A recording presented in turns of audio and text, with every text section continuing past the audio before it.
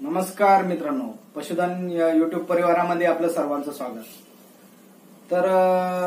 आमचे एक सबस्क्रायबर आहे आपल्या परिवाराचे, त्यांनी हा एक प्रश्न उपस्थित केला होता की आमची गाय अंगावर खराब झाली आहे, म्हणजे त्यांनी डिवर्मिंग केलेलं होतं तिचं, त्यासोबतच लिव्हर टॉनिक पण देत आहे, संतुलित आहार, मिनरल मिक्सचर या सगळ्या गोष्टी देत आहे, तरी पण त्यांची गाय अंगावर खराब आहे, म्हणजे सुदृढ नाहीये किंवा दष्टपुष्ट नाहीये। तर त्यासाठी काय करायचं असा त्यांचा एक प्रश्न होता। तर आपण त्याविषयी आज माहिती जाणून घेणार आहोत की आपली गाय किंवा मग गोरे असतील, गाय असेल, बैल असतील, तर हे अंगावर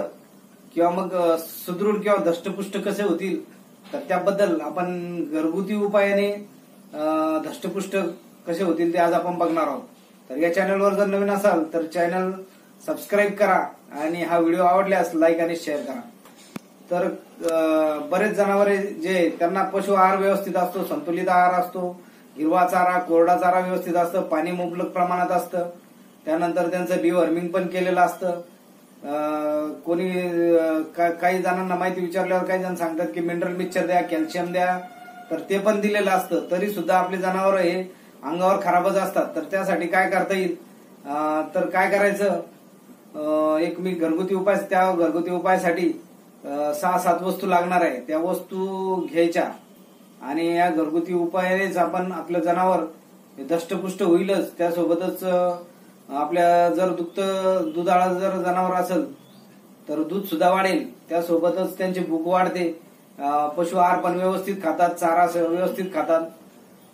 तर त्यासाठी आपण काय करायचं, सर्वप्रथम सुंठ घ्यायची, सुंठ 250 ग्रॅम, हे मी जे सांगणार आहे ते प्रमाण एकतर लिहून घ्या किंवा मग काळजीपूर्वक ऐका आणि पेन आणि कागद घेऊन लिहून घ्या की 250 ग्रॅम सुंठ घ्यायची। त्यासोबतच सफेद मुसळी किंवा पांढरी मुसळी आपण ज्याला म्हणतो, ही आयुर्वेदिक दुकानामध्ये मिळून जाते, तर ती 250 ग्रॅम घ्यायची। त्यासोबतच काळे तीळ 250 ग्रॅम घ्यायचे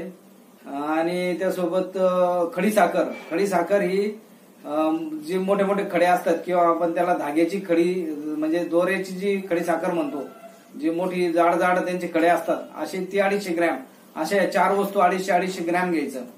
आणि या 4 वस्तू कुटून घ्यायच्या, बारीक करून घ्यायच्या, त्याचे पावडर करून घ्यायचं आणि हे पावडर काय करायचं, तर म्हशीचं 250 ग्रॅम तूप घ्यायचं, म्हशीच्या दुधापासून, म्हशीचं जे गावरान तूप आहे, तर ते 250 ग्रॅम घ्यायचं आणि हे सर्व पावडर त्यामध्ये ते भिजू घालायचं रात्रभर। त्यासोबत अजून एक लागणारा पदार्थ म्हणजे गहू घ्यायचे 2 किलो, ते पण रात्री पाण्यामध्ये भिजू घालायचे आणि हे सर्व 4 पदार्थ तुपामध्ये भिजू घालायचे आणि ते गहू सुद्धा पाण्यामध्ये बाजूला भिजू घालायचे। सकाळ झाल्यानंतर ते गहू जे आहे तर ते कुटून घ्यायचे किंवा मग त्याला बारीक करून घ्यायचं, भरडा करायचा किंवा तुम्हाला जसं जमल तसं ते बारीक करून घ्यायचं आणि ते गहू आणि हे जे आपण तयार केलेले जे मिश्रण आहे हे सर्व एकत्र करायचं। हे एकत्र झाल्यानंतर ते जवळपास 3.25 किलो बनतं, ते 3.25 किलो, याचे 3.25 किलोचे याचे 10 गोळे करायचे आणि हे 10 लाडू बनवायचे, त्याचे लाडू।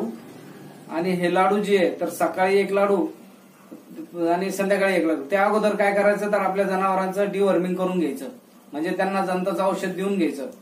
जंताचं औषध दिल्यानंतर 2-3 दिवसानंतर 3 दिवस गॅप घ्यायचा। आज जर तुम्ही जंताचं औषध दिलं तर 2-3 दिवसानंतर ते आपण जो फॉर्म्युला सांगितला, हा फॉर्म्युला 3 दिवसानंतर द्यायला सुरुवात करायचा। सकाळी 1 लाडू, संध्याकाळी 1 लाडू, असे हे 5 दिवस द्यायचं, म्हणजे त्याचे आपण जे 10 लाडू बनवलेले ते सकाळी 1, संध्याकाळी 1 असं 5 दिवस द्यायचं। आणि या 5 दिवसामध्येच आपल्याला अनुभव येईल की आपली गाय ही चारा पण व्यवस्थित खाते, तिला भूक व्यवस्थित लागते, त्यासोबतच जे आपण तिला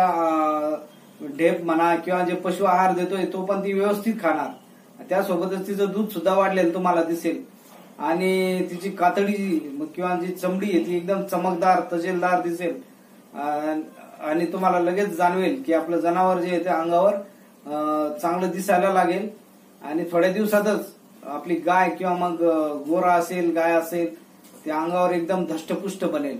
तर हा व्हिडिओ आवडल्यास आणि ही माहिती आवडल्यास नक्की शेअर करा आपल्या मित्रपरिवाराला आणि जर चॅनलवर नवीन असाल तर चॅनल सबस्क्राईब